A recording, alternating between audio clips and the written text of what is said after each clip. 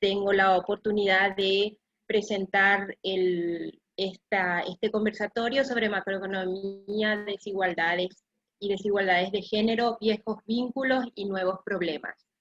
Este conversatorio lo hacemos en el marco del curso virtual sobre economía feminista, una mirada desde América Latina, y hoy comparto con alegría esta rica reunión con Corina Rodríguez Enríquez, María José Romero, Yolanda Fresnillo, para hablar de unos temas de dos temas que son antiguos en América Latina, que tienen que ver con el sistema tributario y con la deuda, y un tema más nuevo que se vincula también con ambos, que son las alianzas público-privadas. Hoy Corina Rodríguez Enríquez va a empezar hablando y nos va a hablar sobre el sistema tributario y sus vínculos con las relaciones de género, sobre todo en vistas a la desigualdad que genera y que reproduce un sistema tributario que recauda poco y además de manera inequitativa. Esto tiene una relación directa con la disponibilidad de recursos, con la movilización de recursos internos en la región, que se termina reflejando en las necesidades de deuda, que a su vez tienen un impacto de género porque con estos sistemas tributarios uno se pregunta quién termina pagando la deuda, y con sistemas tributarios inequitativos la deuda termina siendo contribuyendo a las desigualdades de género.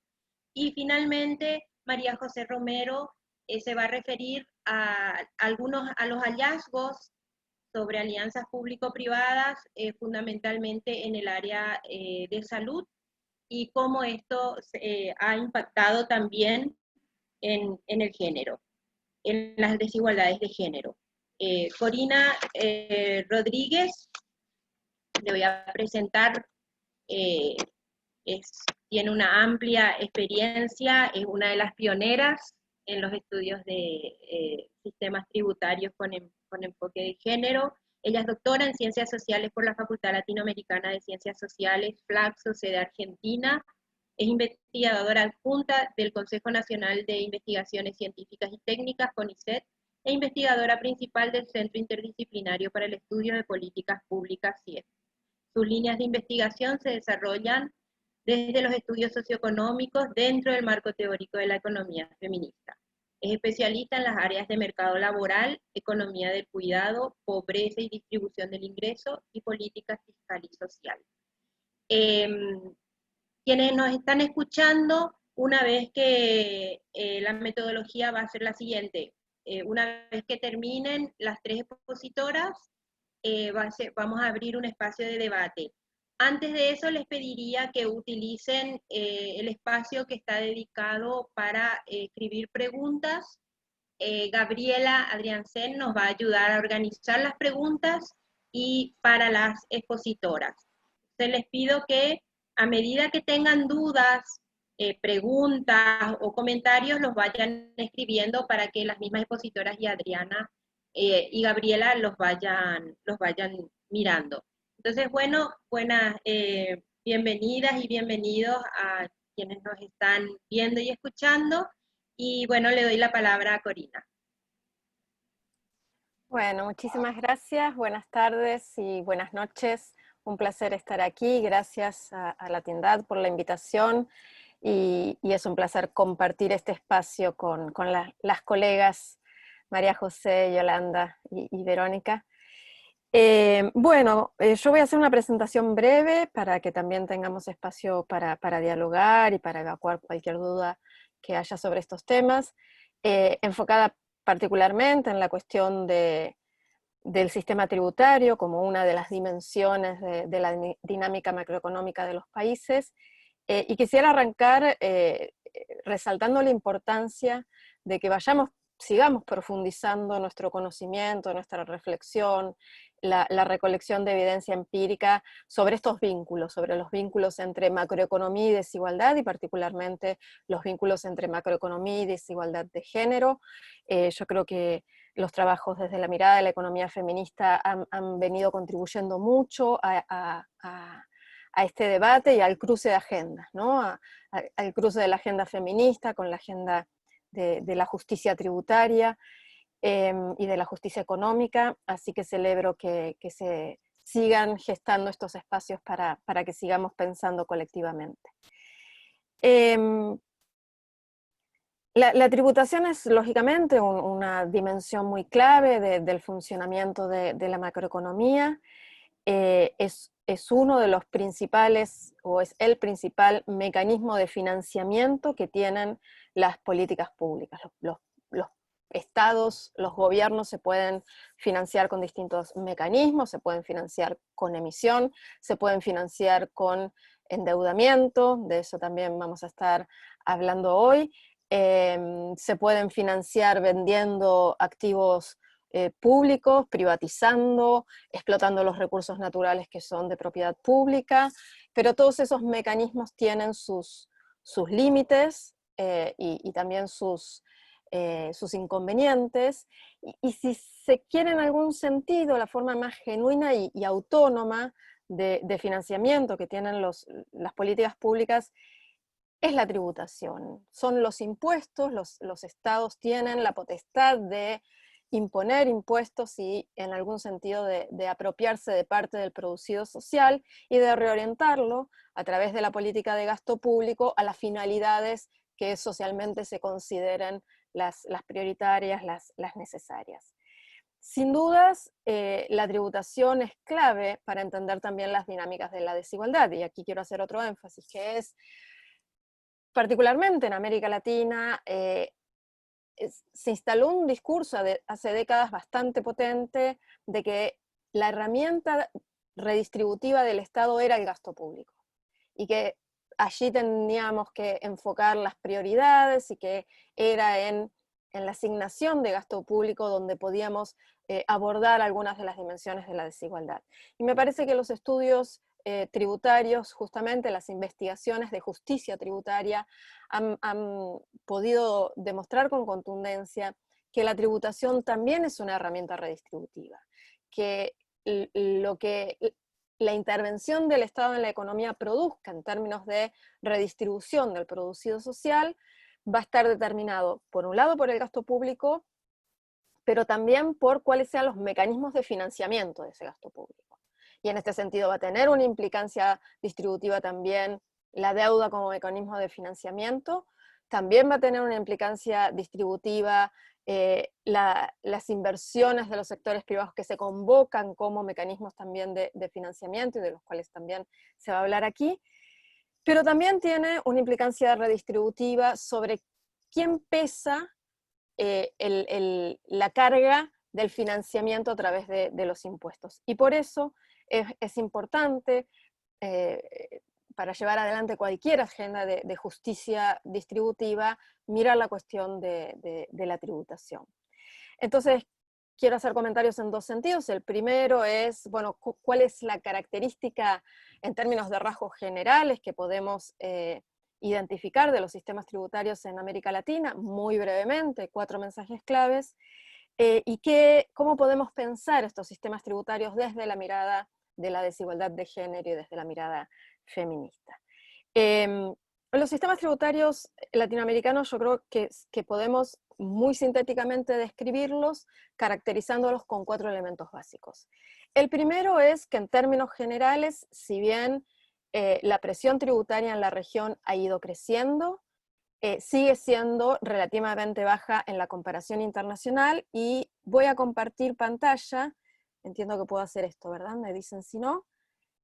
Son muy poquitas diapositivas que quiero compartir con ustedes en esta primera parte, simplemente como apoyo a lo que estoy diciendo.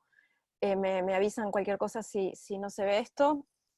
Esta es la primera, que es simplemente el indicador. Toda esta información que les estoy compartiendo está tomada de CEPAL, y de algunas publicaciones de CEPAL y la OECD.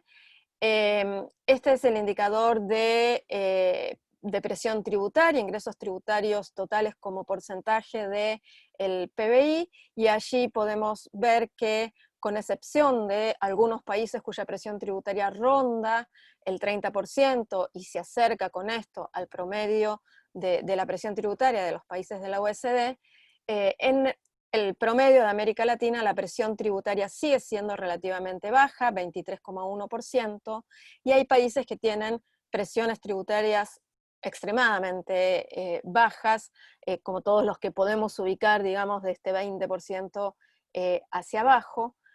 Y esta es una primera limitación. En la medida en que la recaudación es insuficiente, vamos a tener consecuencias en términos de la magnitud de las políticas públicas que podemos financiar. Y también tener una limitada presión tributaria es uno de los argumentos también utilizados para la necesidad de convocar otras fuentes de financiamiento, de las cuales van a hablar después mis compañeras. La segunda característica que distingue a las estructuras tributarias de América Latina es que siguen siendo estructuras tributarias relativamente regresivas. Y aquí también, en comparación con la OECD, y tomando periodos de tiempo que nos muestran cierta mejora en el perfil de progresividad de la estructura tributaria de América Latina, si comparan esta columna de América Latina a inicios de los 90 con esta columna de América Latina en el 2017, las barras azules son los impuestos que podemos llamar directos, con la primera barra los que tienen mayor potencialidad de tributación progresiva, que son los impuestos sobre la renta, las utilidades y las ganancias de capital, y las contribuciones a la seguridad social, con la controversia que puede haber de incluirlas o no como parte de la estructura tributaria particularmente, pero estas barras azules serían los llamados impuestos directos, que directamente gravan la capacidad contributiva de las personas y de los agentes económicos, y el resto tienen que ver con impuestos indirectos, que son sobre todo impuestos al consumo, impuestos a las transacciones, y el peso relativo de los impuestos indirectos en América Latina, aun cuando se ha reducido, sigue siendo grande, sigue representando más del 50% de la recaudación y sigue estando por abajo en estos términos de peso relativo de impuestos directos e indirectos de lo que es el promedio del OECD, tomando como referencia. Y las otras dos características que describen a la estructura tributaria de América Latina es que hay sectores que no pagan los impuestos que tienen que pagar o que directamente no tributan, y que lo hacen evadiendo las normas. La evasión tributaria en Argentina sigue siendo importante, y aquí una pequeña muestra traída de el último panorama fiscal de la CEPAL, donde la barrita verde más clara es la recaudación efectiva y la verde oscura es la evasión, el incumplimiento tributario estimado en impuestos sobre la renta y en impuestos al valor agregado. Esto, el indicador es en términos de porcentaje del Producto Bruto Interno. Para quienes no estén familiarizados con estos números, 4% de evasión en el impuesto sobre la renta, por ejemplo, es equivalente en muchos de nuestros países a todo el presupuesto público en educación o en salud. Y esta es la evasión tributaria.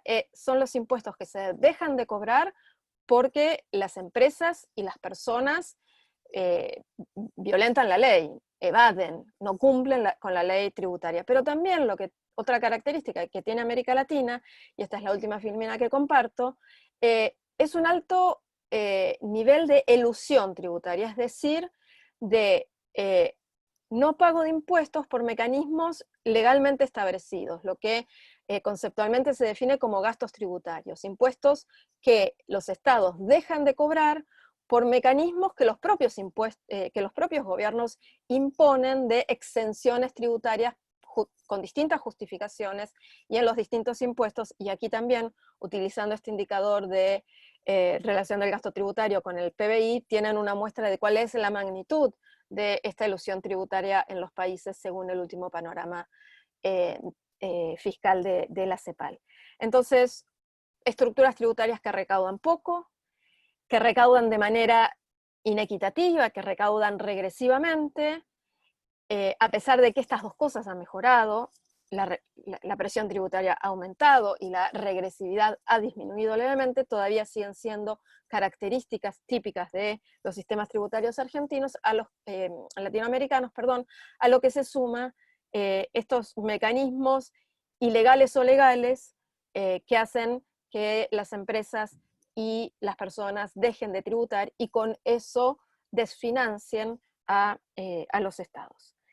¿Qué tiene que ver esto con la desigualdad en general y qué tiene que ver esto con la desigualdad de género en particular? Por supuesto, el vínculo más estrecho es el del perfil regresivo o progresivo de las estructuras tributarias con la desigualdad, y este perfil regresivo que todavía conservan las estructuras tributarias latinoamericanas es parte de la explicación de por qué América Latina sigue siendo una región con índices tan altos de desigualdad. Cuando le ponemos a esta mirada de la desigualdad la lente específica de género, ¿qué es lo que podemos ver? Lo primero que señalaría es que para poder comprenderla tenemos que vincular esto con las brechas de desigualdad de género que siguen siendo persistentes en América Latina. Y simplemente las enuncio. En América Latina se siguen verificando importantes brechas de género en la participación en el mercado laboral, en el nivel de los ingresos laborales, en el acceso a ingresos. En América Latina todavía hay un 30% de las mujeres que no tienen acceso a ingresos propios, en promedio en la región. Y también hay brechas de género persistentes en el acceso y en el control de activos económicos, en el acceso a la propia riqueza. Entonces, cuando ponemos a conjugar estas brechas persistentes de género en sus dimensiones económicas con el impacto de la tributación, lo que vemos es que la tributación profundiza estas brechas de desigualdad. Una de las explicaciones es justamente el perfil regresivo que tienen las estructuras tributarias de los países de la región. El perfil regresivo implica que en términos relativos el peso de la imposición de la tributación es mayor para quienes menos ingresos y menos riqueza tienen, y estos sectores de menores ingresos y de menores riquezas están feminizados. Hay una mayor proporción de mujeres que de varones en estos sectores de menores niveles de ingreso y de riqueza, y por lo tanto la regresividad tributaria pesa relativamente más a las mujeres que a los varones por su posición en la estructura socioeconómica.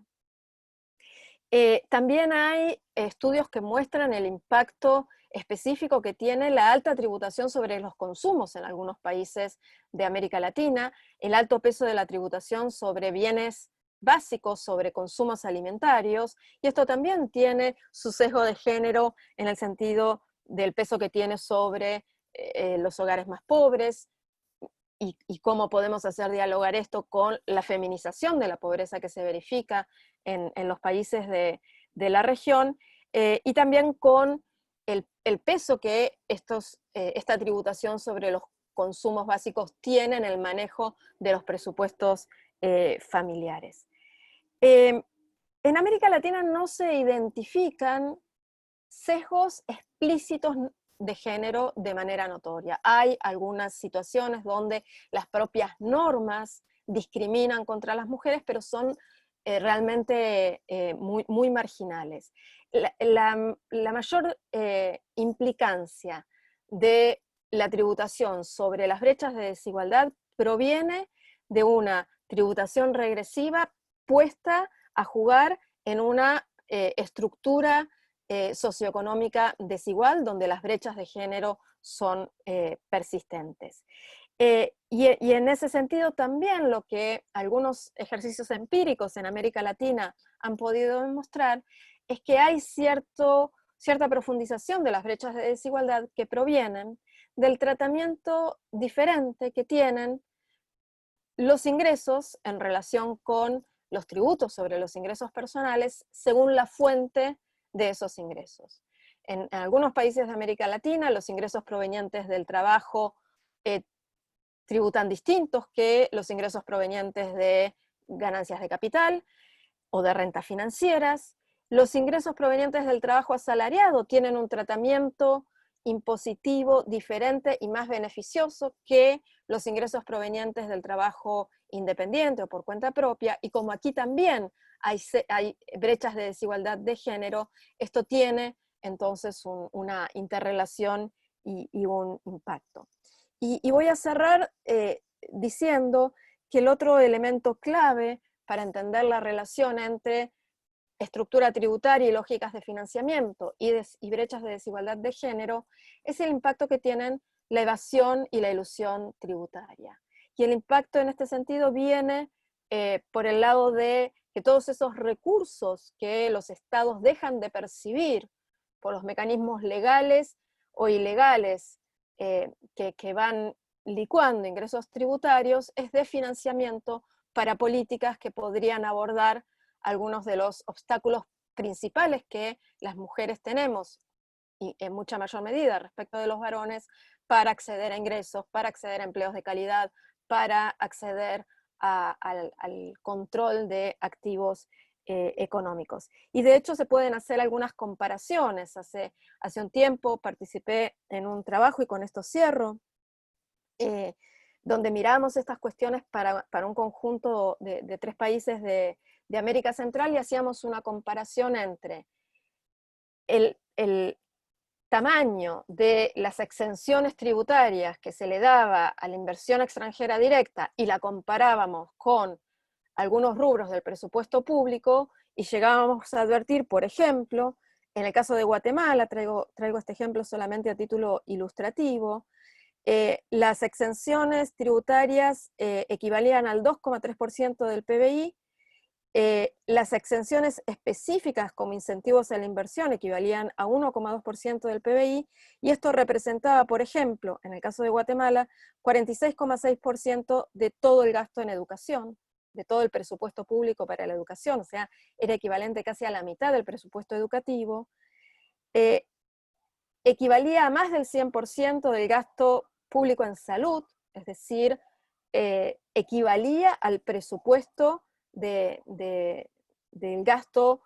Pensemos esto particularmente en este contexto de pandemia, las implicancias que tiene, y equivalía a 5 veces estas exenciones tributarias el presupuesto del gobierno nacional guatemalteco asignado al Ministerio de Desarrollo Social.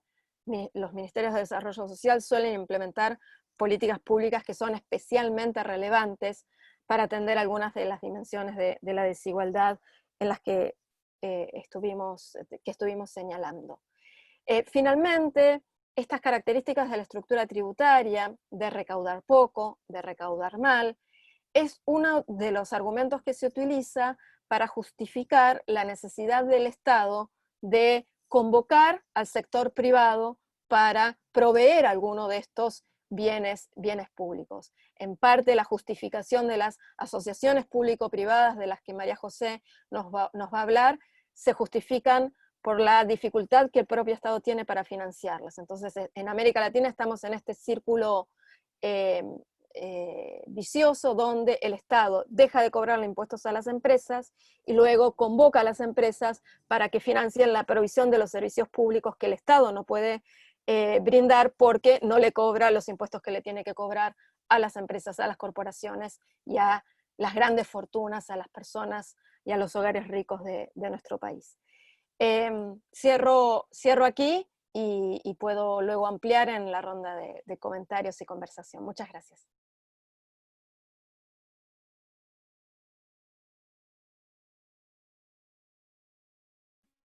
Muchas gracias, Corina.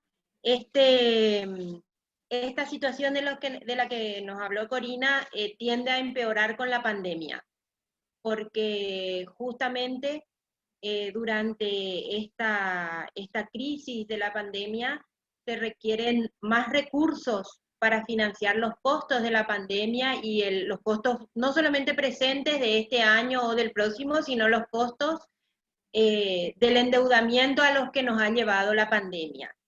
Y en este contexto es que necesitamos discutir cómo hacer un presupuesto, un presupuesto más justo tanto por el lado del gasto como por el lado de los ingresos y el rol que tienen los impuestos para que el costo de la pandemia no sea asumida nuevamente por los sectores de menores ingresos, las mujeres y los niños y niñas. A continuación, le vamos a escuchar a Yolanda Fresnillo. Ella se desempeña como oficial senior de políticas e incidencia en Eurodad, es licenciada en Sociología y máster en Cooperación y Desarrollo. Ha trabajado en el Observatorio de la Deuda en la Globalización como investigadora y participa en la plataforma Auditoría Ciudadana de la Deuda No Debemos, No Pagamos. Ella es socióloga y tiene una maestría en Desarrollo y Cooperación en la Universidad de Barcelona y nos va a hablar sobre los vínculos entre la deuda y las desigualdades de género.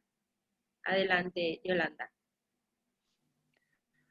Buenas noches, buenas tardes para la mayoría de ustedes. Muchísimas gracias por contar conmigo. La verdad es que es un placer, aunque aquí es un poco tarde, el esfuerzo vale la pena, aunque sea solo para haber escuchado a Corina y luego escuchar a María José. Es un tema que es para mí no solo apasionante, sino clave si queremos construir un mundo un poco más justo e igualitario, ¿no? No puede existir justicia económica, justicia social si no hay justicia de género y a la vez, si no hay justicia de género no vamos a poder construir también una justicia económica, ¿no?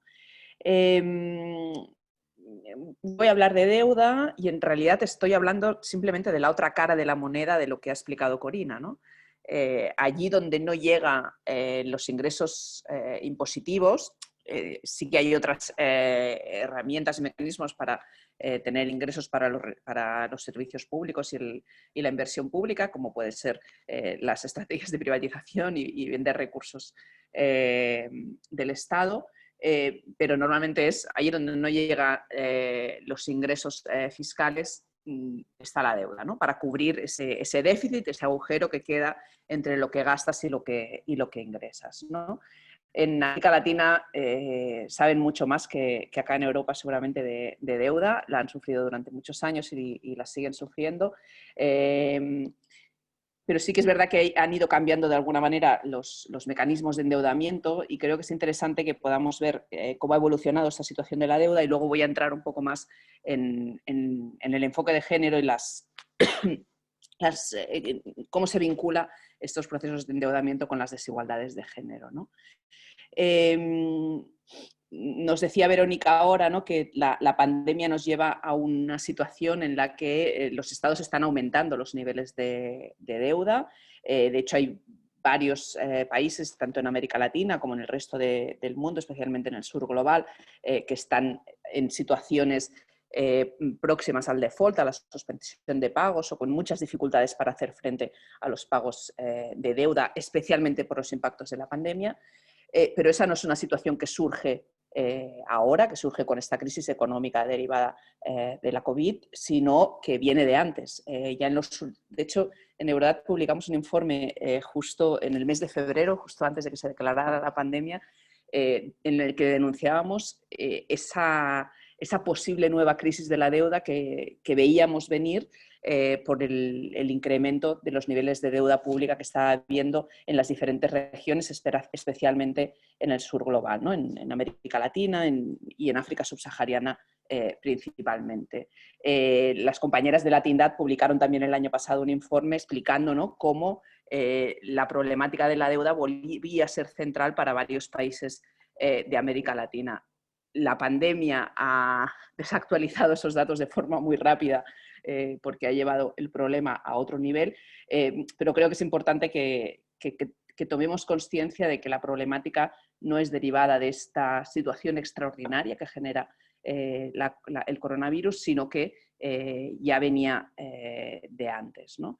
Desde hace varios años, pero especialmente desde 2010, se va dando un incremento de la deuda pública en diferentes países, en diferentes regiones del mundo. Esto sucede en el sur global, sucede en América Latina, en en África subsahariana, en menor medida en Asia, pero también sucede en los países europeos. Es decir, es una tendencia global y es una tendencia que también se da en el sector privado. Es decir, hay cada vez más endeudamiento también en el sector privado. Eso es importante porque, como sabemos por las diferentes historias de nuestros países, en muchas ocasiones cuando ese sector privado no puede hacer frente al pago de la deuda, es el Estado el que sale al rescate y esa deuda privada se convierte en deuda pública. Por lo tanto, también es importante ver cómo evoluciona esa deuda privada, también en este contexto que tenemos ahora, en que las empresas, para hacer frente al confinamiento, a los cierres, se están volviendo a endeudar y cómo va a impactar esa situación en la deuda de los estados. Pero como decía, en estos últimos 10 años ha habido un incremento muy importante de la deuda pública, de la deuda de los gobiernos. Yo tengo un compañero que trabaja en temas de deuda y él, refiriéndose a África subsahariana, pero creo que es aplicable a muchas otras regiones y muchos otros países, decía que sale mucho más barato en épocas de tipos de interés relativamente bajos, endeudarse que hacer una reforma fiscal, ¿no? Porque si haces una reforma fiscal hacia mayor progresividad, hacia mayor capacidad de ingresos, persiguiendo el fraude y la elusión fiscal, seguramente tendrá unos impactos a nivel de votos y a nivel de, político, que para aquellos que están en el poder muchas veces pues no vale la pena si el crédito es barato. Y eso es una de las cosas que ha pasado en los últimos años. Que algunos países han creído, porque eso que es barato al final, como veremos ahora, acaba saliendo caro, que era más posible o más fácil, incluso más barato, endeudarse para cubrir el gasto público que hacer esas reformas fiscales que eran absolutamente necesarias para ir en la línea de la justicia fiscal que nos explicaba Corina, ¿no? ¿Por qué ha sucedido eso? Pues en parte porque en Europa y en Estados Unidos ha habido unas políticas monetarias que han facilitado el crédito barato a partir de, por ejemplo, los créditos del Banco Central Europeo a los diferentes países, a los diferentes estados, de manera que los mercados financieros perdían interés o perdían mercado para prestar a estados como los europeos y por lo tanto iban a buscar ese negocio a los países del sur, a países emergentes especialmente, a economías emergentes, y ha fluido de forma extraordinaria el crédito, sobre todo en forma de compra de bonos de deuda hacia países del sur, ¿no? Países que nunca habían entrado en los mercados financieros han entrado en los últimos 10 años emitiendo bonos de deuda, en un inicio con unos tipos de interés relativamente baratos, y digo relativamente porque igual estaban pagando un 5, un 6% de tipos de interés, pero que era menor que el que les habían pedido en años anteriores pues los inversores de los mercados financieros, y eso ha derivado en un aumento de la deuda pública, ¿no? Voy a compartir también algunos gráficos para que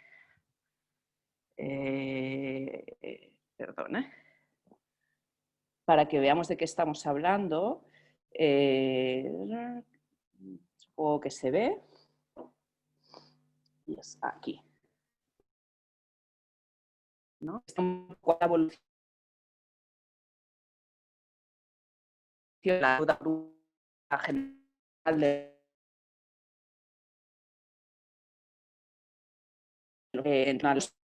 eso, ¿no? Como a partir del año 2010 va creciendo en todas las regiones, también en América Latina, que es la línea. La zona sombreada eran las... eso ha cambiado absolutamente y esa línea... Yolanda, quizás no se ha apagas tu imagen, te estamos perdiendo un poco en el audio. Sino que ha ido arriba, ¿no? Vale, perfecto. Sacarla, pero ya han visto un poco... No, tu rostro, no tu PPT, tu rostro. Y para ver el PPT sobre deuda que estás compartiendo. Tu cámara. Perfecto. Si podrías reiterar lo que estabas diciendo.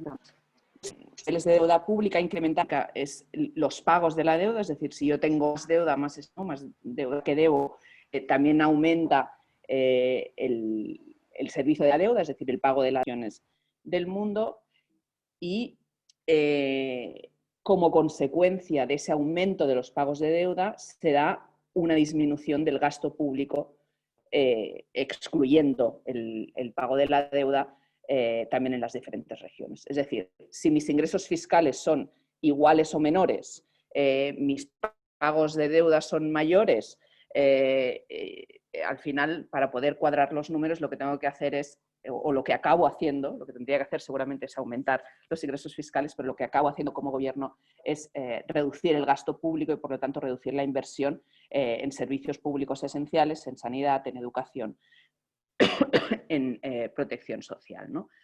En una de las preguntas que nos enviaba Verónica al preparar esta sesión nos decía, ¿ha cambiado mucho la situación respecto a crisis anteriores? Y la verdad es que sí, ¿no?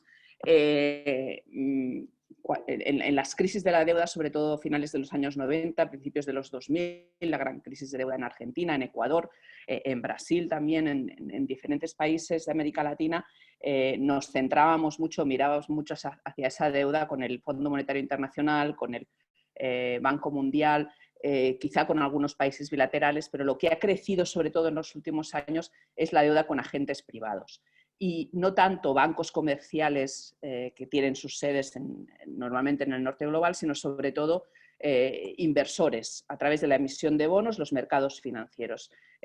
Son acreedores sin rostro. De hecho, se dice que hasta que no entras en default no sabes quién son tus acreedores, porque no hay manera de saber, ¿no? Quién tiene esos bonos y quién está cobrando ese dinero, ni tan solo para el gobierno que emite esa deuda y que está pagando esa deuda. Otro cambio importante que ha habido en los últimos años ha sido que entre los acreedores bilaterales han nacido nuevos o han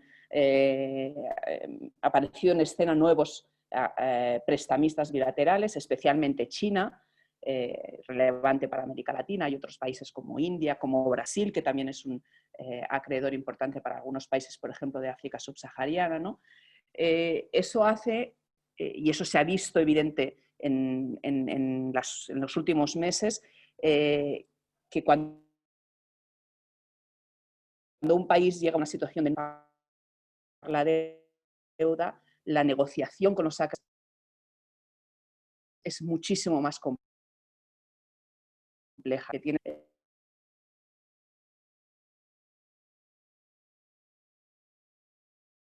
esa mayor complejidad y un marco multilateral para resolver ¿no? Una mesa en la que te como Estado, como gobierno, con todos tus acreedores y negociar esa deuda, ¿no?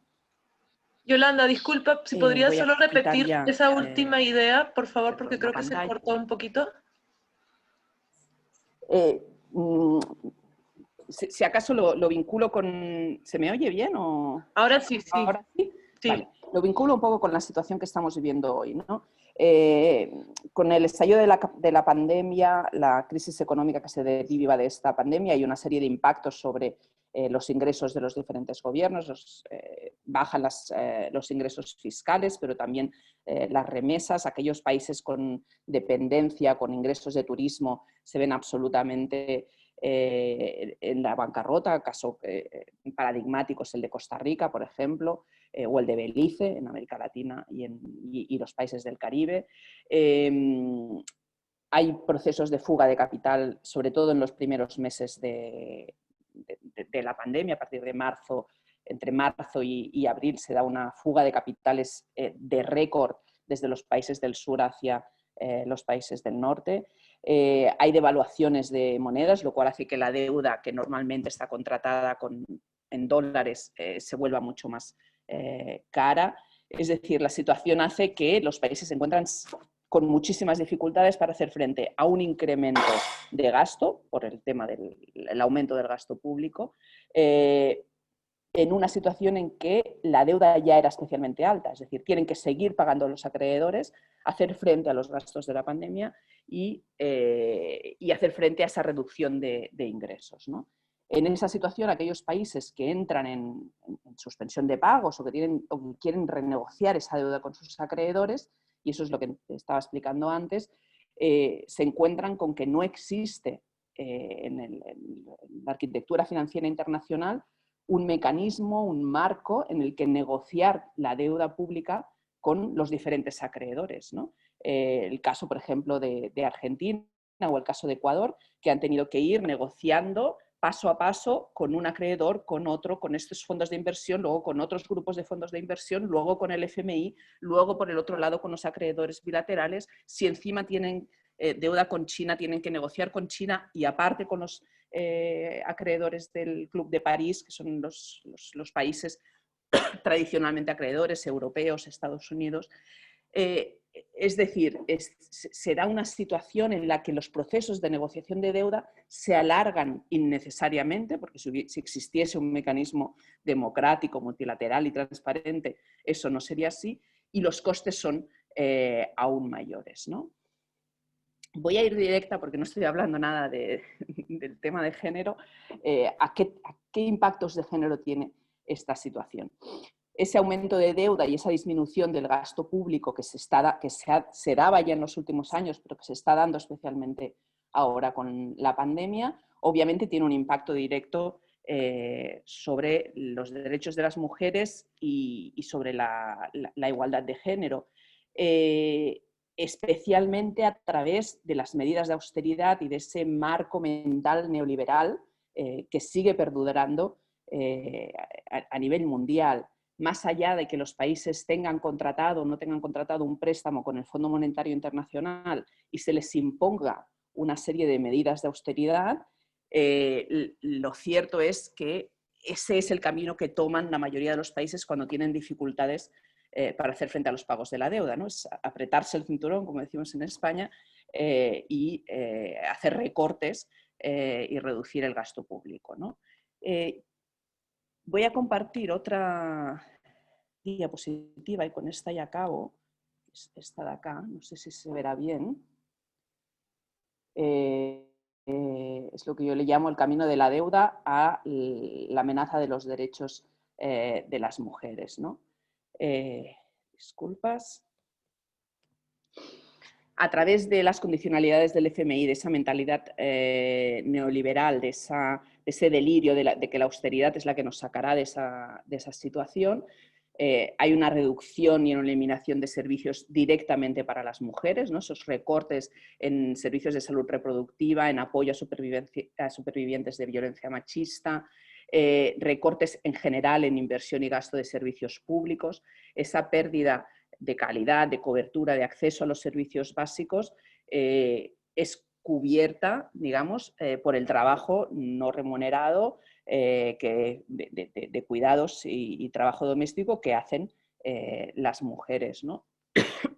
O mayoritariamente las mujeres. Lo hemos visto ahora durante la pandemia, ¿no? Cuando aumenta la necesidad de cuidados en las familias y en las comunidades, somos las mujeres las que mayoritariamente asumimos ese aumento de trabajo. Pero se ve claramente cuando hay una crisis de deuda, son las mujeres las que asumen que no haya servicios para cuidar a los mayores, a las personas dependientes, al cuidado de la infancia, etcétera, etcétera, ¿no? La cuestión de la promoción de las ABP se la dejo a María José. También normalmente se reducen los subsidios en alimentos y energía, ¿no? Al ser las mujeres las que generalmente tienen a su cargo el trabajo de cocinar, de alimentar a la familia, de calentar el hogar, son también las que sufren esas reducciones de subsidios. Se promueven reformas de los sistemas de protección social hacia sistemas focalizados en lugar de sistemas universales y se imponen topes salariales o reducción de puestos de trabajo en el sector público, que es una fuente clave de trabajo formal para las mujeres que normalmente tienen más acceso a trabajo formal en el sector público que en el sector privado, ¿no? Es a través de este, digamos, de este proceso de medidas de austeridad, que la deuda acaba derivando en un incremento normalmente de las desigualdades de género. Acabo con un comentario que es la austeridad que nos viene. Es decir, esta situación de aumento de la deuda que estamos viendo, derivada de lo que ha pasado en los últimos años, pero también de la pandemia, nos deja en una situación en la que quizás ahora no, pero a partir de 2021, lo que ya está diciendo el Fondo Monetario Internacional o lo que están diciendo autoridades financieras, por ejemplo, en el caso de Europa, es que lo que va a venir a continuación es más consolidación fiscal, por lo tanto, más austeridad, más recortes, más privatizaciones, y lo que se está temiendo, a pesar de que el discurso sea de el Build Back Better, ¿no? El vamos a reconstruir mejor, vamos a reconstruir la economía de una forma verde, feminista, resiliente, la realidad es que en los documentos que, por ejemplo, está ya aprobando el Fondo Monetario Internacional para préstamos a diferentes países, las recomendaciones son que a partir de 2021 se va a tener que aflojar el gasto público, reducir ese gasto público para ajustar los déficits públicos en los que están entrando los gobiernos, ¿no? Lo dejo ahí y si luego hay más preguntas, pues ampliamos. Muchas gracias.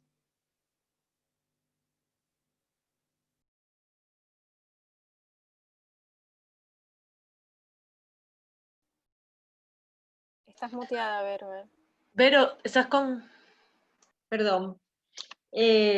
Gracias, Yolanda, por este interesante recorrido de los cambios en el comportamiento de la deuda en América Latina y sobre todo por ese cuadrito tan ilustrador de cuáles son las vías por las cuales impacta el endeudamiento. Y como dijo también Corina, cuando el sistema tributario no genera recursos, hay que recurrir a la deuda. Y cuando la deuda requiere más recursos, se reducen los gastos, sobre todo la inversión social, y ahí aparecen también la respuesta mágica en algunos países, que son las alianzas público-privadas. Como corolario de este sistema de financiamiento de políticas públicas que no funcionan. Y en América Latina sabemos que las mujeres, la desigualdad de género, a pesar del crecimiento económico de los últimos años, de la última década, no fue suficiente para reducir las desigualdades, y cada vez son más importantes otras políticas que tienen muy pocos recursos, como las que tienen que ver con la prevención de la violencia de género, como las políticas de cuidado, que en América Latina son incipientes y necesitan tomar fuerza, y para tomar fuerza se requieren recursos. Así que con esa introducción nos vamos al último tema, que es el de las alianzas público-privadas, con María José Romero. Ella es directora de Políticas e Incidencia en materia de financiamiento privado con respaldo público e instituciones financieras de desarrollo en la Red Europea de Deuda y Desarrollo, EURODAD. Su función incluye la investigación y el análisis, la promoción y el seguimiento de políticas. Actualmente es candidata a doctora en Economía del Desarrollo en la Universidad de Londres, con un proyecto de investigación sobre alianzas público-privadas en salud y educación. Y tiene varias publicaciones sobre APPs, así que les invito también a que googleen y la encuentren encuentren sus artículos académicos y también en EURODAD. Adelante, María José. Gracias, muchas gracias, Verónica. Buenas noches y buenas tardes para todas, para todos. Es un gusto estar con ustedes. Muchísimas gracias a Latindad por la invitación, y me alegro mucho que tengamos este espacio para conversar.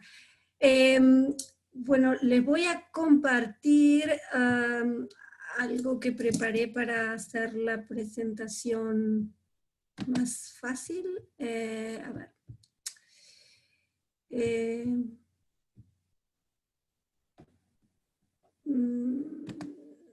avisan si pueden ver lo que estoy poniendo, yo creo que sí.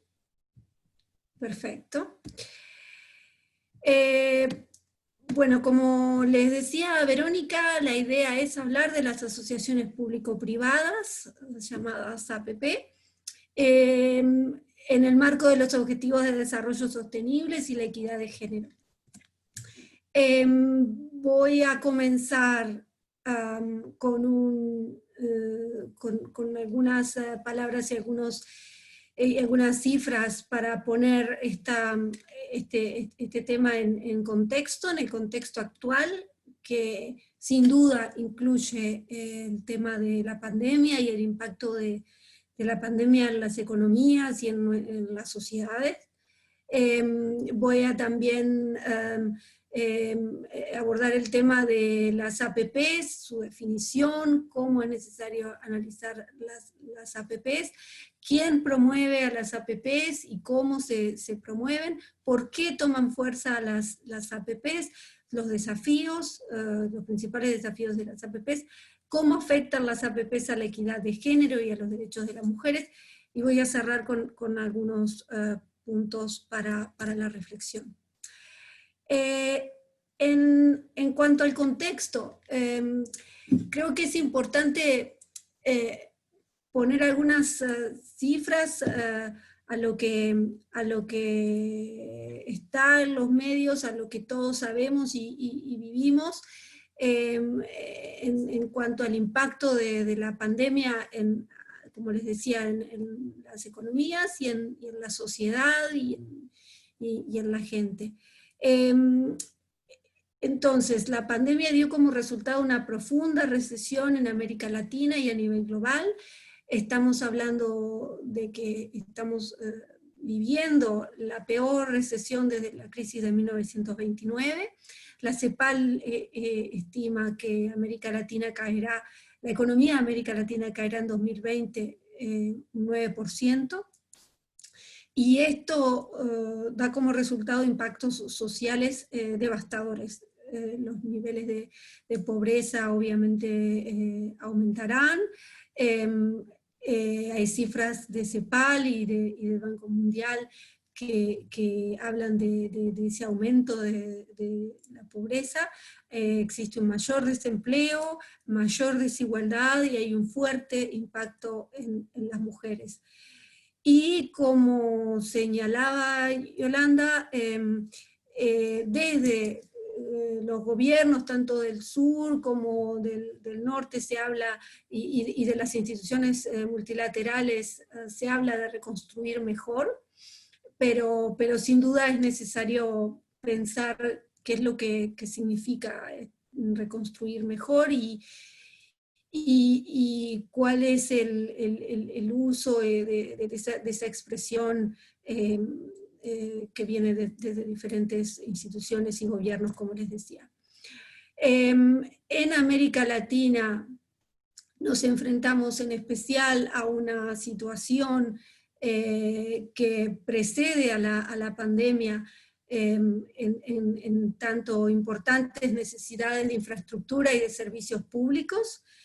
Estas necesidades sin duda se ponen de manifiesto de manera muy, muy importante en el contexto de la pandemia y se agravan. La Comisión de Comercio y Desarrollo de ONU habla del riesgo de una década perdida, en la que las esperanzas de realizar los objetivos de desarrollo sostenibles, lo que los gobiernos acordaron en 2015, que fue una agenda para 2030, quedaría atrás en esta década perdida. Los objetivos de desarrollo sostenibles, como les decía, que se acordaron en 2015 en el marco de Naciones Unidas, proponen un plan de acción sumamente ambicioso, con objetivos en materia de salud, educación, infraestructura, equidad de género, etc. Esta agenda abrió un debate un debate importante sobre cómo financiar la expansión de la infraestructura y los servicios públicos, a la vez que se trabaja para reducir la pobreza y las desigualdades. Este debate ya estaba planteado, pero esta agenda sin duda lo refuerza con estos objetivos tan ambiciosos y con las cuestiones que tanto Yolanda como Corina ponían sobre la mesa, ¿verdad? Con el tema de el sistema tributario sumamente regresivo y con escasos recursos públicos como para financiar los servicios públicos. Escasos por esas mismas razones, ¿verdad? Entonces se presentan las APPs como un instrumento que se pone sobre la mesa para que los gobiernos atiendan estas necesidades. Pero creo que es importante preguntarnos si son las APPs realmente un instrumento adecuado para alcanzar los ODS y cuáles son las implicaciones de la promoción de este instrumento. Y aquí llegamos a, bueno, exactamente qué son las APPs. Las APPs son acuerdos contractuales por los cuales las empresas privadas sustituyen al Estado como proveedor de servicios públicos e infraestructura. Y aquí estamos hablando de servicios de salud, construcción de hospitales y provisión del servicio de salud, educación, transporte, energía, agua, saneamiento, etc. Aquí podemos expandir en términos de qué servicios se promueven como APPs. Y donde el actor privado y el actor público acuerdan cómo distribuir los riesgos asociados a un proyecto determinado en un contrato a mediano o largo plazo. Y aquí estamos hablando de entre 20 y 30 años como plazo general. Estas características en especial diferencian a las APPs que como les decía, tienen como característica central el hecho de tener un contrato entre el público y el privado a largo plazo, de otras formas de asociación que también se le llaman entre actores públicos y privados, donde el privado puede ser una organización de la sociedad civil o fundaciones filantrópicas, que se unen para la implementación de un proyecto concreto a más corto plazo y donde el riesgo sin duda es menor por la falta de este contrato que les decía. Las APPs asumen diferentes formas según el sector y los países, o sea, el contrato es diferente y los riesgos son diferentes y la forma de implementar los proyectos es diferente según el sector. No es lo mismo salud que transporte o agua, etcétera, y los países, ¿verdad? Sus legislaciones, etcétera. Pero lo que caracteriza a todas las APPs es su capacidad de generar y garantizar ingresos al sector privado. Y por eso creo importante también señalar que es necesario pensar cómo debemos analizar a las APPs. Entonces, aunque es posible escuchar tanto de gobiernos como de instituciones financieras nacionales e internacionales que la mayor parte del financiamiento para proyectos de infraestructura y provisión de servicios proviene del sector público, la influencia de las APPs, el impacto de promover una agenda basada en las APPs va mucho más allá del uso específico de las APPs para la provisión de un servicio en particular. Porque con la promoción de las APPs, lo que es la promoción de las APPs, lo que da como resultado es cambios concretos en las regulaciones, en la legislación nacional, en las políticas públicas, en cómo los planes de desarrollo y los planes sectoriales se diseñan a nivel nacional. todo esto tiende a una flexibilización, a una desregulación, a un cambio de las normas para favorecer al actor privado, para atraer al actor privado.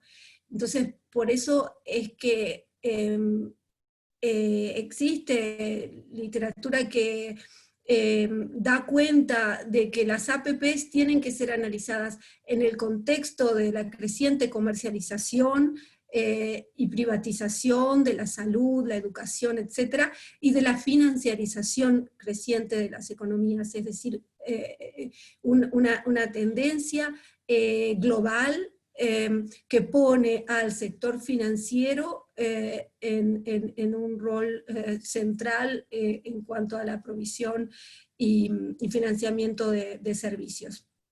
Entonces, por eso le decía, va más allá de si un país en particular tiene 10 o 15 o 5 o 40 proyectos de APPs.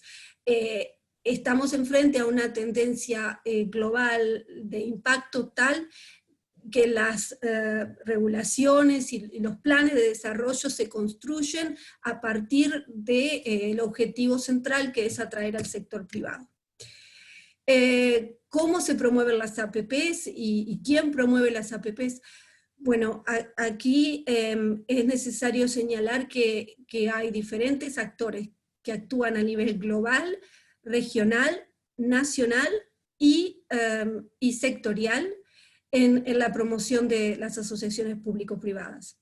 El Banco Mundial es un actor que trabaja a nivel global, tanto con los países como con las empresas, en la financiación de proyectos, en su rol de asesorar a gobiernos y empresas, y también en su rol de desarrollar guías para políticas sobre APPs, incluso en redactar contratos, modelo que los países utilizan a la hora de negociar con el privado. El Banco Mundial también trabaja con otros donantes e instituciones financieras regionales, por ejemplo el BID, la CAF, etc., para promover estos cambios de las regulaciones que les señalaba.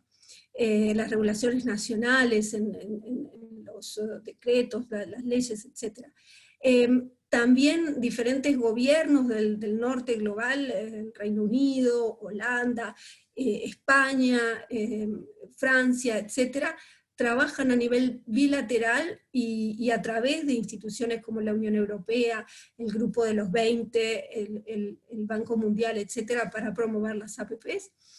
Y también, tanto a nivel global como nacional, hay diferentes think tanks, llamados think tanks, ¿no? Centros de investigación, etcétera, fundaciones filantrópicas y empresas de asesoría contable, KPMG, PricewaterhouseCoopers, Deloitte, etcétera, y empresas multinacionales que están activas en los diferentes sectores en los que se implementan las APPs, y este grupo de actores cumple un rol principal en la promoción y en el asesoramiento de las APPs como modelo. Ahora, ¿por qué toman fuerza las APPs? Como les señalaban tanto Corina como Yolanda, y como les decía antes, las APPs toman fuerza en un contexto de recursos fiscales limitados, por las razones que discutíamos antes, ¿verdad? Pero en un contexto donde existen necesidades de financiar servicios. Para los gobiernos, las APP generan la ilusión de que el sector privado pagará por la infraestructura o el servicio. ¿Sí? Se llama al privado y el gobierno presenta a la empresa privada como la que va a poner el capital. Pero de hecho, las asociaciones público-privadas y cómo se contabilizan resultan en una forma de esconder deuda pública. Porque de hecho, tanto la provisión de infraestructura o la provisión de un servicio público puede ser financiada solamente de dos maneras, por recursos fiscales, por el Estado, o a través de el pago del usuario del servicio en cuestión. Entonces, en el caso de las APPs, estamos frente a un contrato en el que se esconde la deuda pública que asume el gobierno al momento de pagar por ese servicio que el privado va a prestar. El segundo argumento que se pone sobre la mesa al momento de promover las APPs desde el lado de los gobiernos o desde el lado del Estado, mejor dicho, es la búsqueda de la eficiencia, bajo el supuesto de que el sector privado es más eficiente que el sector público. Pero sin duda aquí es necesario recordar que estamos frente a servicios públicos que vienen siendo desfinanciados por, diría, décadas, y esto ha sin duda contribuido a que la capacidad del Estado de cumplir con los servicios sociales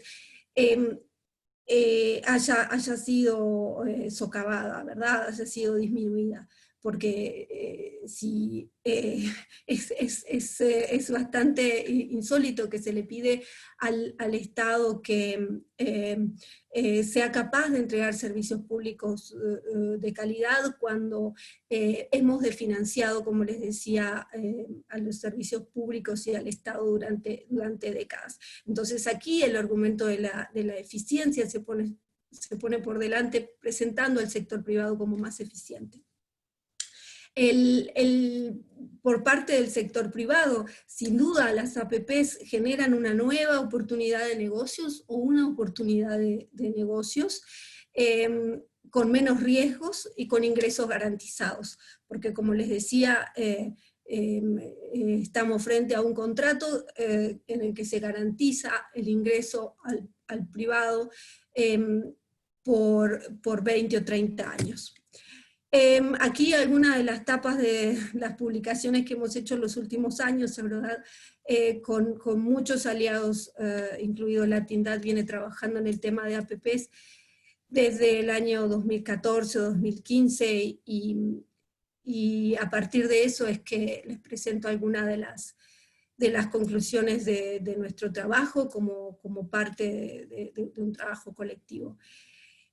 Los principales desafíos de las APPs. Bueno, aquí el primero es sin duda que las APPs resultan el método más costoso de financiación de infraestructura y servicios públicos. En algunos casos se ha podido constatar que el costo es hasta el doble del costo de asumir deuda pública para pagar por ese servicio. Y cuando hablamos del costo de las APPs, nos estamos refiriendo al costo del capital. Pedir prestado al privado le cuesta más caro que si el Estado asumiera deuda. Las expectativas de beneficios por parte de los actores privados tienen que estar incluidas en esa ecuación. Costos de transacción asociados a la negociación de contratos que son muy, muy complejos y muy extensos, y posiblemente beneficios fiscales para el socio privado, y aquí me remito a lo que comentaba Corina antes. En segundo lugar, las APPs conllevan altos riesgos fiscales para las finanzas públicas. El Estado concede muchas garantías en estos contratos de APPs, y en algunos casos tiene que hacer frente a esas garantías.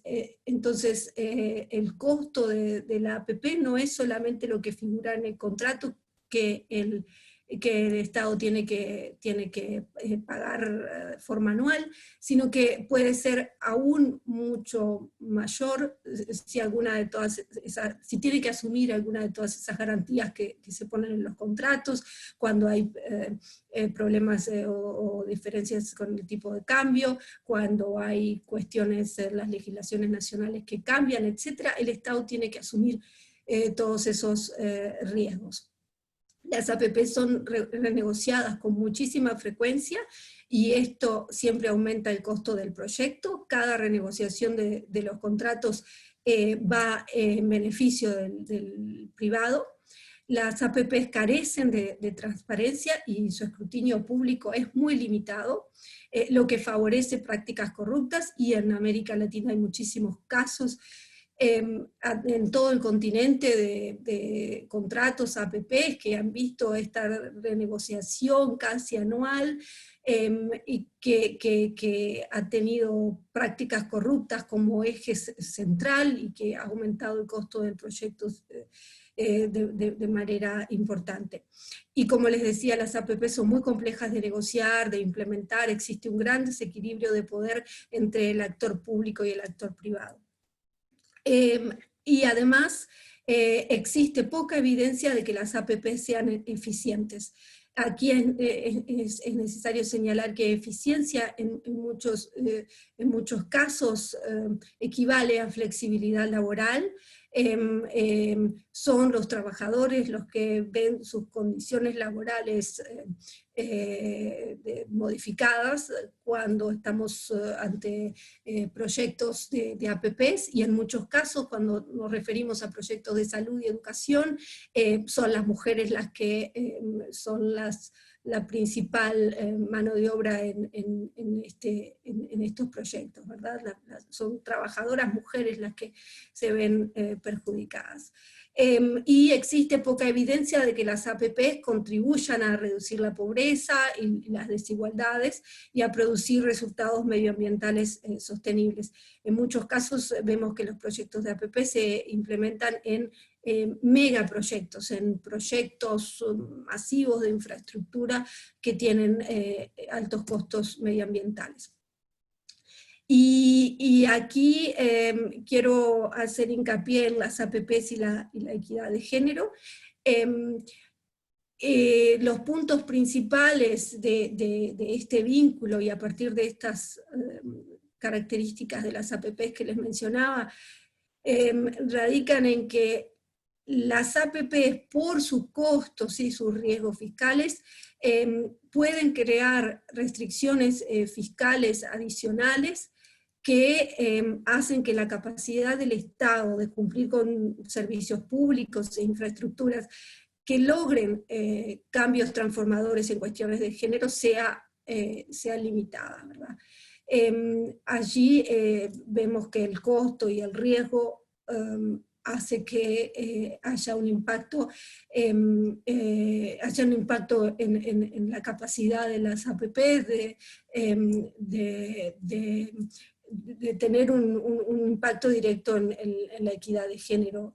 El énfasis en proyectos que sean financiables, que atraigan al actor privado, limita sin duda la capacidad de las APPs en áreas que inicialmente no son rentables.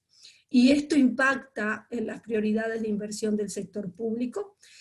Proyectos que pueden considerarse de baja prioridad como política pública, pueden llevarse adelante simplemente porque son comercialmente atractivos. Proyectos en zonas rurales no son inicialmente o comercialmente atractivos, grandes complejos carcelarios son comercialmente atractivos, y es eso lo que se prioriza, solamente por ponerle dos ejemplos. La búsqueda de beneficios de los actores privados, en primer lugar, limita el acceso a los servicios a quienes no pueden pagar por ellos, y limita la oferta de trabajo digno para las mujeres en los proyectos implementados como APPs, como les decía. Y las APPs también es necesario considerar que se enmarcan en una visión gerencial de servicios como por ejemplo de la salud o la educación, con un enfoque muy limitado de la igualdad de género.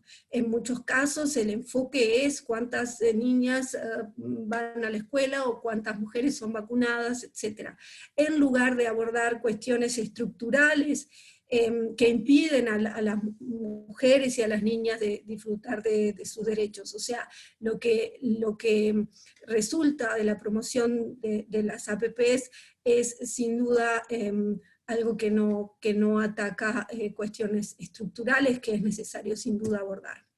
Y para terminar, perdón que quizás me extendí, el debate, creo que es muy necesario en este espacio poner sobre la mesa el punto de que el debate sobre cómo financiar las necesidades de infraestructura, de servicios públicos, es un debate político. Existen consecuencias concretas sobre el método de financiar los servicios. Cómo financiamos los servicios tiene consecuencias concretas en el servicio que se entrega y también en la relación entre el Estado, los ciudadanos, etc. Una cosa es ser consumidor de un servicio y otra cosa muy distinta es ser sujetos de derechos, ¿verdad? Derecho a la salud, el derecho a la educación, etc., al agua. Las opciones de financiamiento deberían ser evaluadas a partir de su capacidad de producir resultados que aumenten el acceso a los servicios públicos, que contribuyan a generar servicios públicos de calidad, que logren cambios transformadores en cuestiones de género, etc. Y se debería exigir, por tanto, un análisis exhaustivo del impacto de las APPs sobre los derechos humanos, incluyendo una evaluación del impacto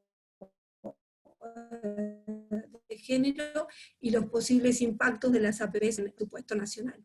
Se debería exigir mayor transparencia y que los gobiernos sin duda rindan cuentas, en especial en el uso de los fondos públicos. Por aquí dejo mis apuntes sobre las APPs y sin duda estoy abierta a conversar con ustedes sobre estos temas. Muchísimas gracias. Gracias, María José. Ahora le pedimos a Gabriela que nos dé las preguntas, que exprese las preguntas y los comentarios que se han hecho para iniciar una ronda con las expositoras y que contesten o hagan los comentarios para los que se sientan que tienen algún tipo de respuestas. Gaby. Sí, totalmente. Gracias. Comienzo un poco en orden de las exposiciones, pero hay algunas preguntas que creo que cualquiera podría igual responder. A ver, comienzo con una primera pregunta que también tiene que ver un poco con el marco del curso en el que estamos, ¿no? Que tiene que ver con cuál es digamos, por qué es la importancia del enfoque de género en la macroeconomía y en general, cuáles son los desafíos, ¿no? que se ha vivido para que sea reconocido la importancia de impulsar la igualdad de género desde una perspectiva macroeconómica, ¿no? Porque sabemos que hay mucho esta dificultad para darle validez a nuestra propuesta desde la economía feminista, desde la economía de género. Luego tenemos otra pregunta que tiene que ver sobre si es que esta política, si podríamos en estos momentos que se habla de el tema de la renta básica, ¿no? Si esta política pública de la renta básica podría ayudar a aliviar la crisis, cuál tendría que ser este enfoque de género que podría tener esta renta básica, y en la misma línea el tema de los impuestos a las llamadas sobreganancias o a la riqueza como una forma de financiar, si es que eso también, cómo podríamos añadirle este enfoque de género a estas políticas que se están discutiendo actualmente, ¿no? Luego tenemos, Claudia Granados nos preguntaba, con todos esos requerimientos del Fondo Mundial, sobre el Fondo Monetario Internacional, perdón, el tema de la deuda, y en este nuevo contexto, ¿es posible todavía que se ponga el cuidado en el centro y la vida en el centro en este contexto actual? Esa la veía un poco, bueno, esa estaba un poco más quizás para Yolanda, conjunto con la de la renta básica. Luego para María José, el tema que se mencionó, ¿no? La corrupción es un fenómeno generalizado en la región.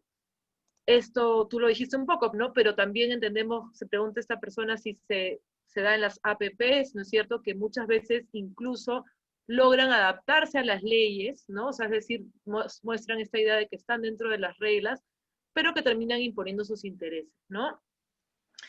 Y finalmente una última pregunta que también tiene que ver con las APPs es qué tipo de políticas podrían diseñarse para reducir el impacto negativo de las APPs en los derechos humanos y en especial desde el enfoque de género. Muchas gracias a quienes participaron. Adelante.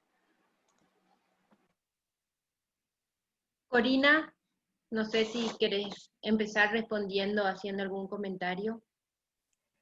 Bueno, gracias por los comentarios y las preguntas. Tomo el comentario sobre el desafío que implica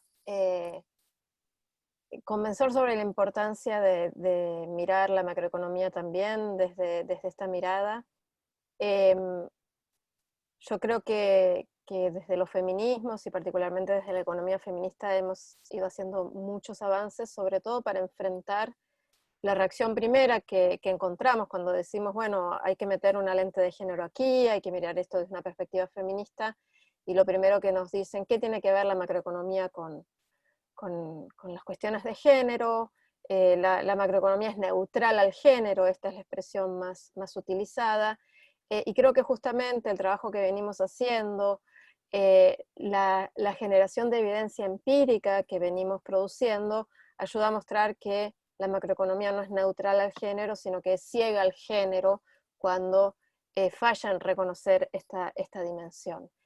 Me parece que la manera más efectiva de dar cuenta de la relevancia de este enfoque es justamente construir evidencia que demuestre cómo no solamente las políticas económicas tienen impactos diferenciados según la posición de las personas en la estructura social y entre ellos en las relaciones de género, sino también cómo muchas veces las políticas económicas utilizan las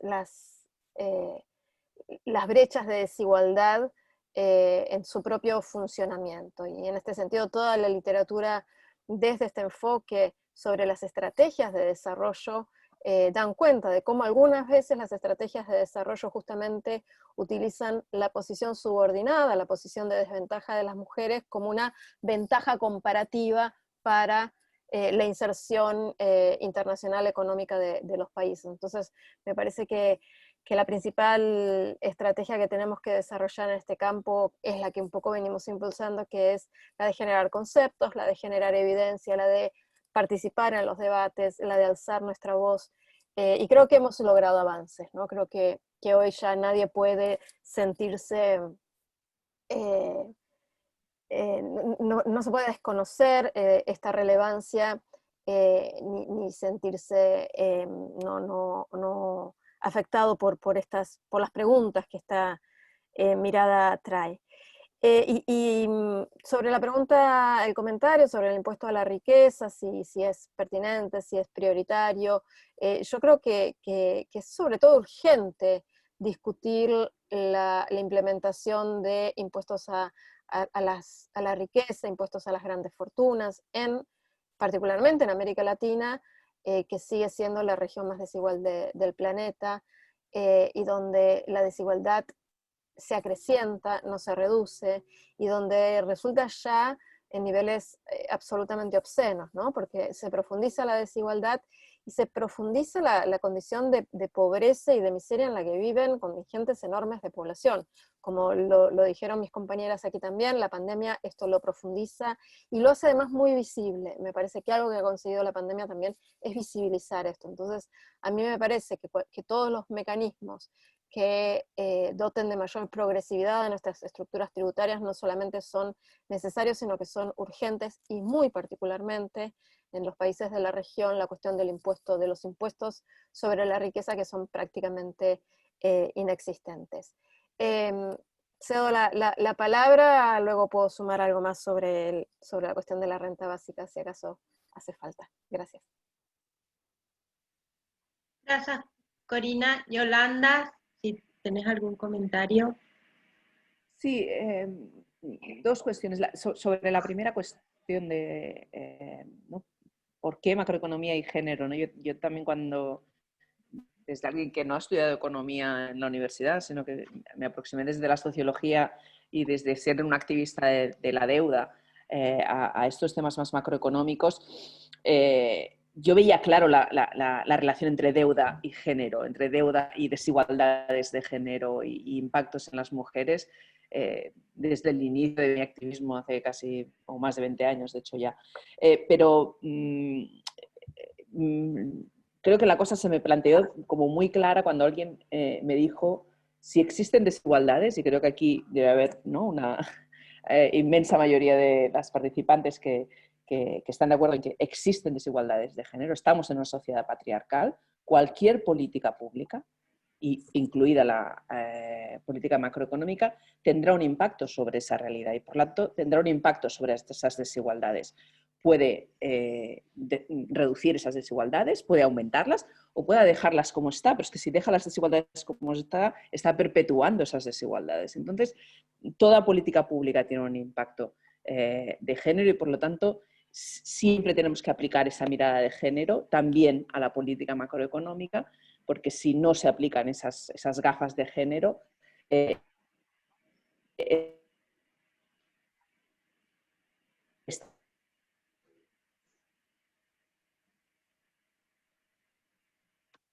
estaré aumentando. Yolanda, creo que estás con problemas de señal. Lo que podemos hacer es que... avanzar en la reducción de desigualdades. ¿Sí? ¿Continúo? Respondo muy rápido a la cuestión del Fondo Monetario Internacional, si se me escucha. Sí, te estamos escuchando ahora. Vale. La pregunta creo que decía si es posible poner en el centro los cuidados con esa amenaza de una nueva oleada de austeridad, de ajuste estructural que se nos viene encima, encabezada por el Fondo Monetario Internacional, pero también por esa preeminencia de la mirada neoliberal a la política económica que tienen muchísimos gobiernos, incluso aquellos que se presentan como de izquierdas, como pasa ahora, por ejemplo, en mi país, ¿no? No es que sea posible, es que es absolutamente imprescindible que sigamos poniendo los cuidados en el centro, precisamente para poder hacer frente a esas políticas de austeridad. Es decir, que la manera de afrontar el relato y la crítica a ese discurso sobre que después de un momento de gasto expansivo como el que viene con la pandemia y por lo tanto de incremento de deuda y de déficits públicos, lo que toca es políticas de austeridad, eso hay que contrarrestarlo con un discurso de cuidados, con un discurso de lo que hay que hacer es construir una economía que ponga los cuidados en el centro y por lo tanto lo que hay que hacer es abordar la fiscalidad, lo que hay que hacer es abordar los ingresos y lo que hay que hacer es abordar cómo se genera esa deuda en un inicio, que es algo que no he abordado en la presentación porque son muchas cosas, pero ahí también puede haber una mirada de género y feminista, es decir, en los procesos de auditoría de la deuda, cómo se ha generado esa deuda, qué proyectos ha ido a financiar, qué impactos de género han tenido esos proyectos, ¿no? En ese sentido, hasta qué punto esos proyectos han contribuido a esa economía de los cuidados, ¿no? Creo que es imprescindible que la crítica, el abordaje, la lucha de los movimientos sociales y de las organizaciones sociales contra esa nueva oleada de austeridad y esta nueva crisis de la deuda, lo que ponga encima de la mesa es la necesidad de construir una economía de los cuidados. No sé si he respondido, no estoy diciendo que sea fácil, pero yo creo que sí que es posible, si no, no estaría aquí a las 11:30 de la noche.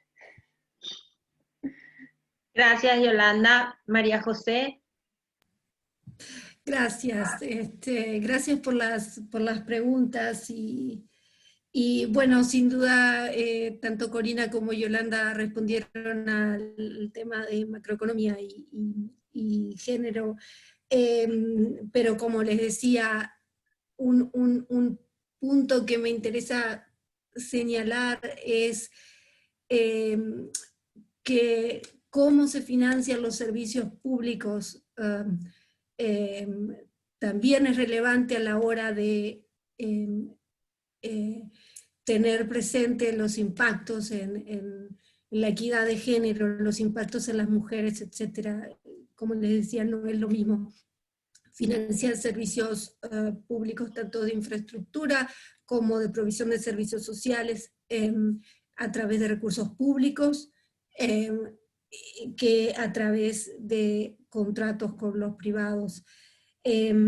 Esto tiene sin duda impactos en la equidad de género y en los derechos de las mujeres, en qué tanto se priorizan los derechos de las mujeres.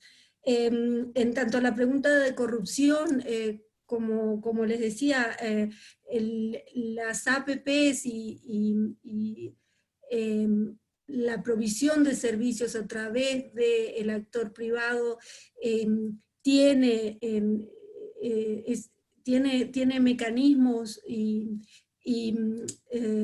vínculos entre el privado y el actor público que hacen que prácticas de corrupción sean habituales.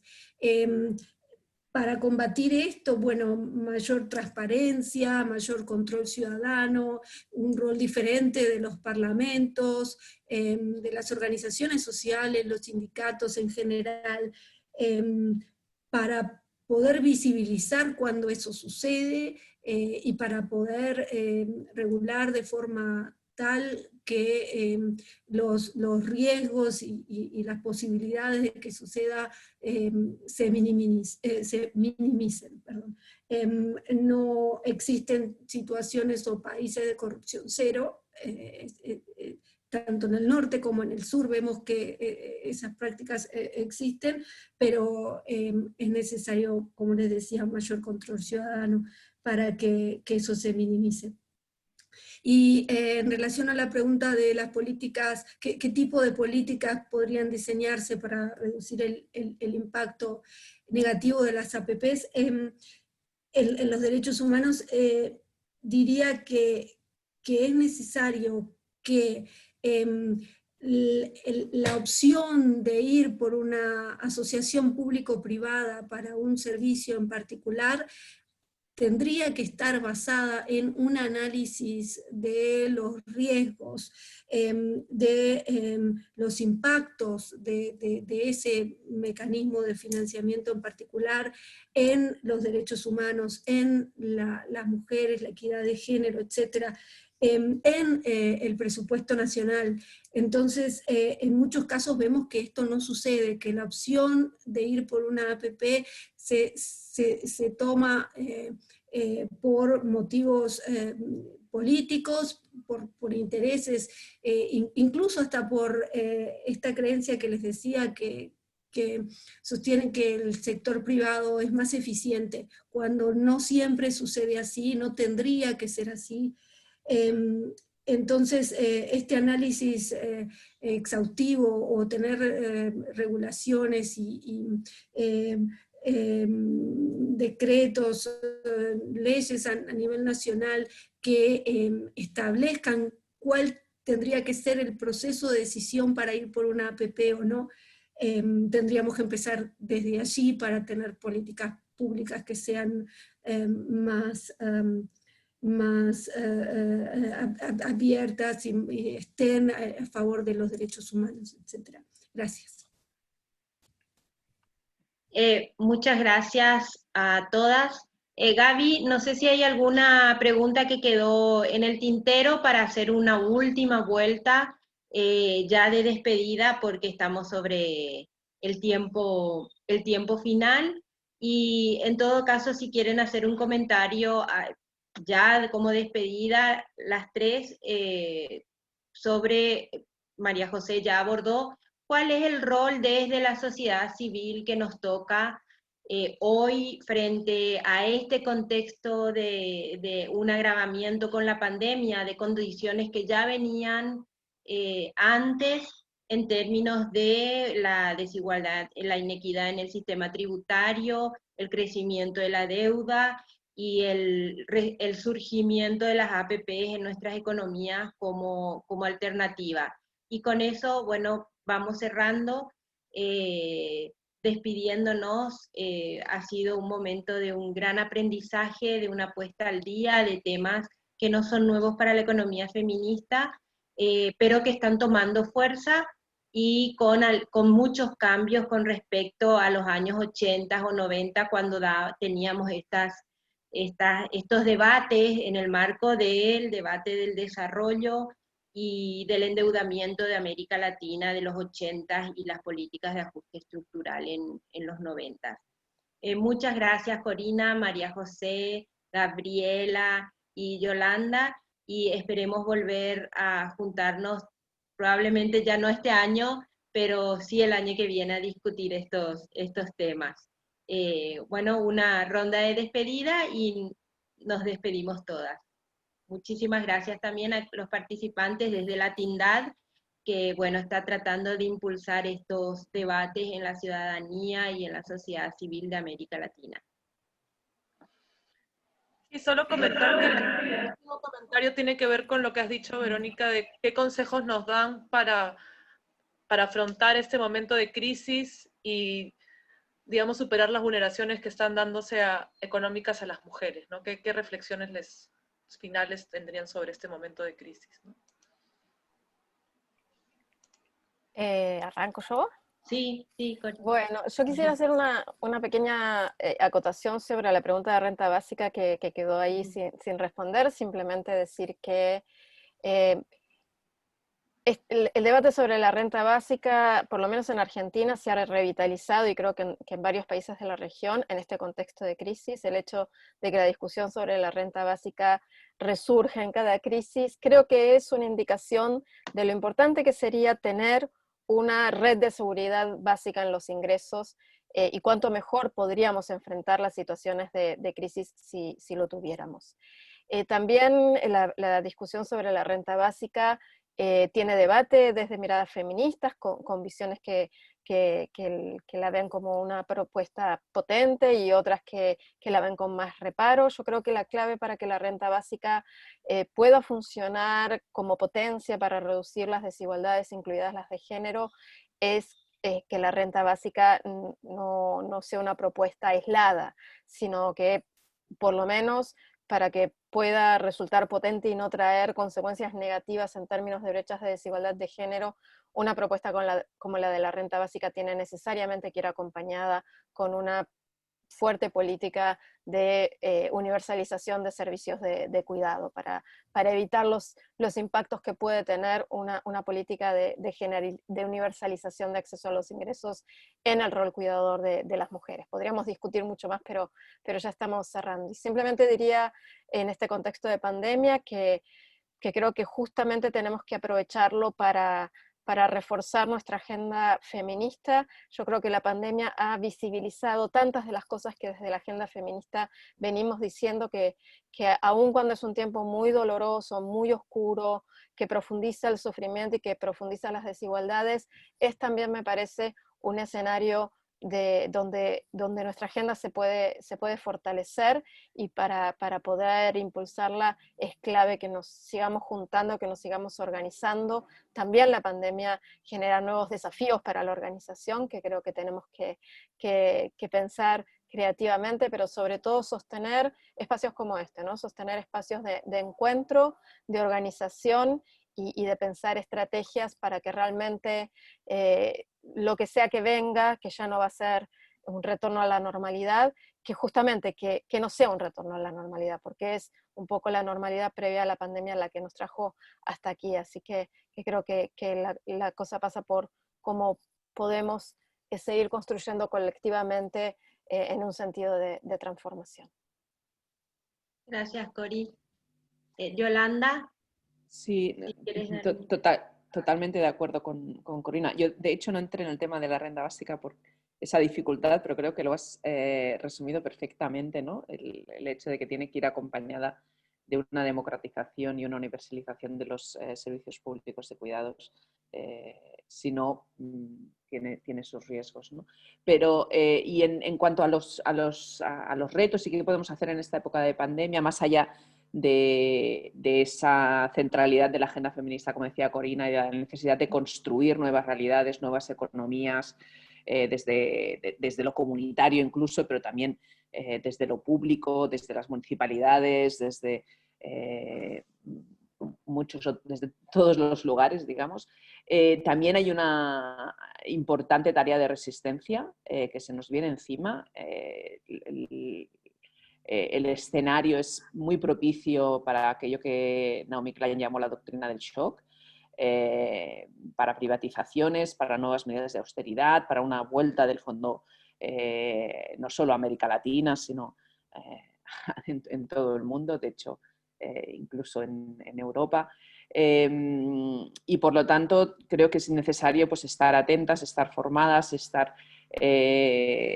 organizadas para poder responder ante esas posibles amenazas que signifiquen una regresión, es decir, que no signifiquen ya no volver a esa mala normalidad que teníamos, sino incluso dar pasos atrás en temas, especialmente en temas de igualdad.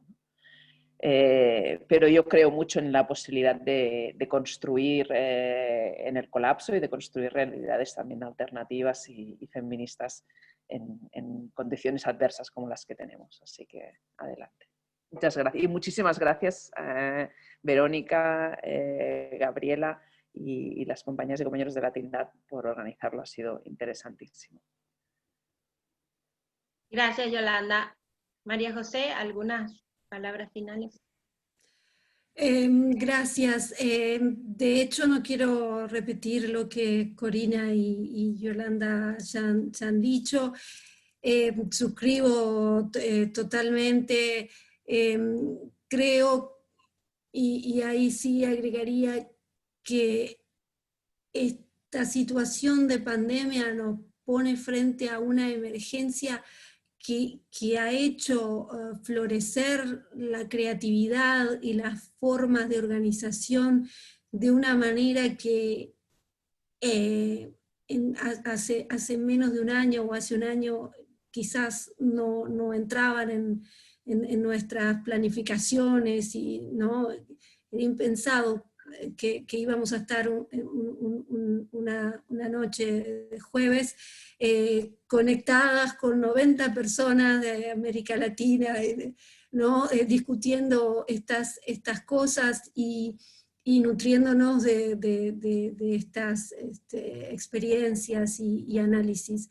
Creo que esto es lo que nos va a rescatar, y de hecho lo que nos ha rescatado en situación de emergencia durante todos estos meses, ¿no? Los análisis, los vínculos y la colaboración es lo que nos va a permitir salir de esta situación un poco más fortalecidos, y eso es lo que vamos a necesitar, porque sin duda, como decía Yolanda, nos esperan tiempos difíciles y es una situación fértil para que la situación se agrave todavía un poco más. Muchísimas gracias por la invitación, por esta oportunidad, y bueno, seguimos aquí como para tener más oportunidades como estas en el futuro. Gracias. Bueno, muchas gracias a todas ustedes y a quienes se pudieron conectar, y vamos a seguir con estas reuniones, con estos momentos de reflexión, y por ahora, bueno, un abrazo virtual desde la Tindad, y a cuidarnos todas y todos. Un gusto haber compartido. Hasta luego. Gracias. Gracias, chao.